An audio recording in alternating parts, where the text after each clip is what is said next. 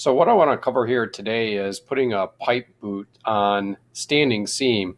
So it often comes up as a question because with asphalt shingles, or for that matter, metal shingles that run horizontally, you're able to lap a course of shingle over a boot and have proper water flow. With standing seam, you can't do that, of course. So what you end up using is what's called a deck type boot, and that's a boot that has a flexible flange on the bottom that receives a special kind of sealant and then what's called stitch screws very tightly.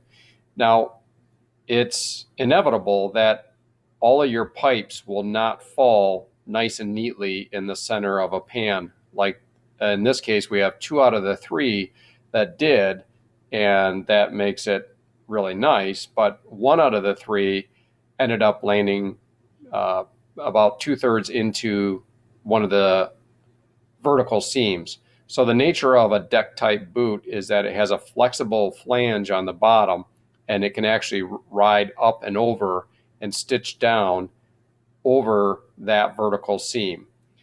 It is not exactly classy looking, but it's just kind of the nature of the beast with standing seam.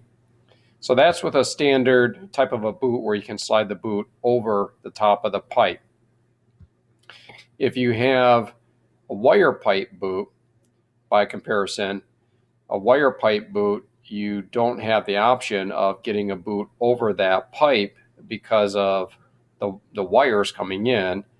And so what you have to do is you have to splice the panel and do a template cut, a tight cut around that wire pipe. And then there's what's called a zipper boot.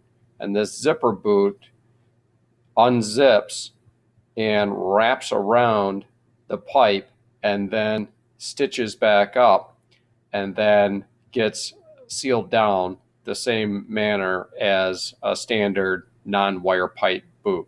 So hopefully that helps with a little bit of an understanding of how the various pipes and protrusions are booted and sealed on a vertical standing seam product.